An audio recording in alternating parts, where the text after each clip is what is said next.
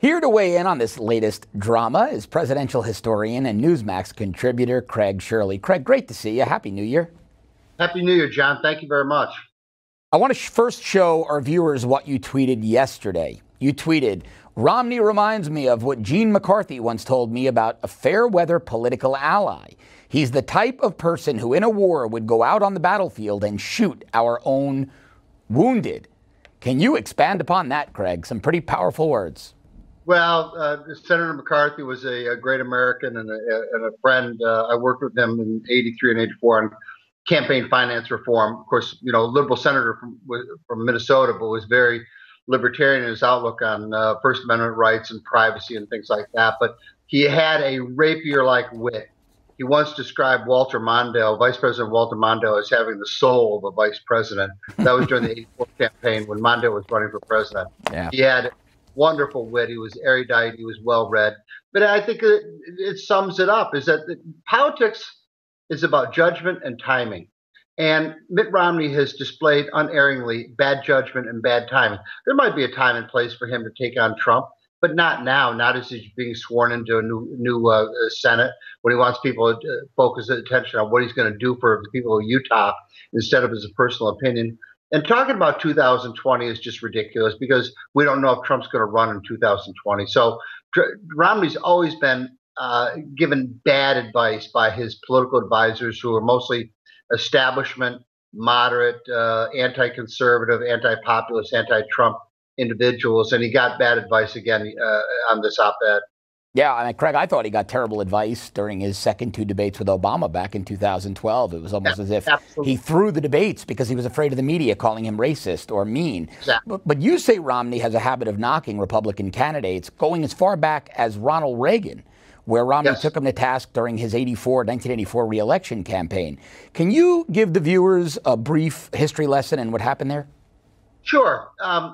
We were all much younger, but still the point is, I think, well taken, is that Romney has never felt comfortable with conservatives, with populists. He's much more of an establishmentarian, much more of a moneyed country club moderate elitist. He doesn't much understand or mingle well with the base of the Republican Party or the conservative movement. And in '84, he was in a debate with Ted Kennedy, and Ted Kennedy was attacking him on family leave policy and abortion and this and that.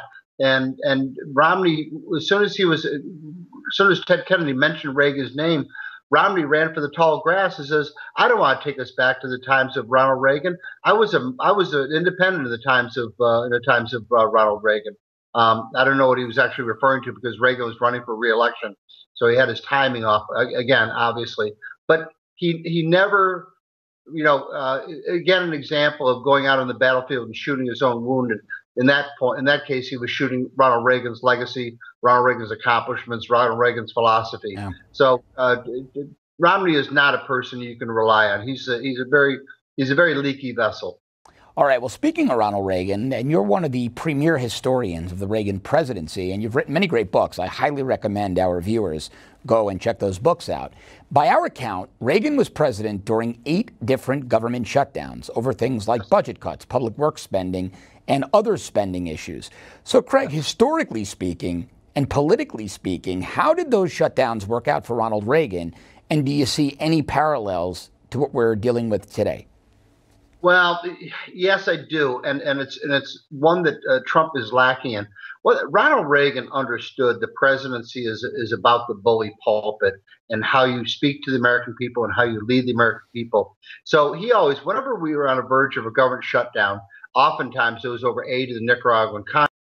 I remember the last shutdown, the Democrats wanted to restore the quote unquote fairness doctrine, which mandated that AM radio had to carry liberal content as well as conservative content, and basically destroy Rush Limbaugh and all the other conservative radio talk shows that were growing in 1988. But Reagan got on national television and he spoke to the American people. He said, "This is why we're at an impasse with the liberals on Capitol Hill. This is what I want. This is what they want." And usually he carried the day. He had to give up a little bit. He never had the House of Representatives like Trump has had. He had the Senate for only several years before he lost it in 1986. So he had to negotiate with the Democrats after that as well. But Reagan always had the upper hand because he knew he needed to talk to the American people, and he spoke with clarity. And that's what Trump really needs to do. He needs to go on national television and explain to the American people why the government is being partially shut down and what principles he's fighting for.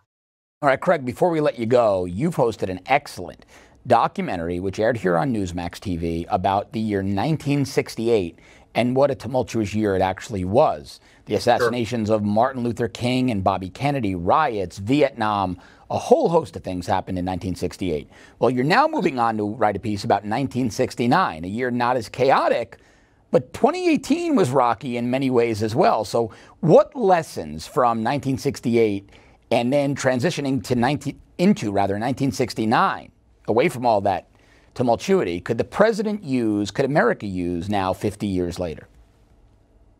You know, I've thought about this ever since this came up this morning with your producer, John, and I really, really think is that you never give up your principles. Compromise on tactics and strategies, but don't compromise your principles.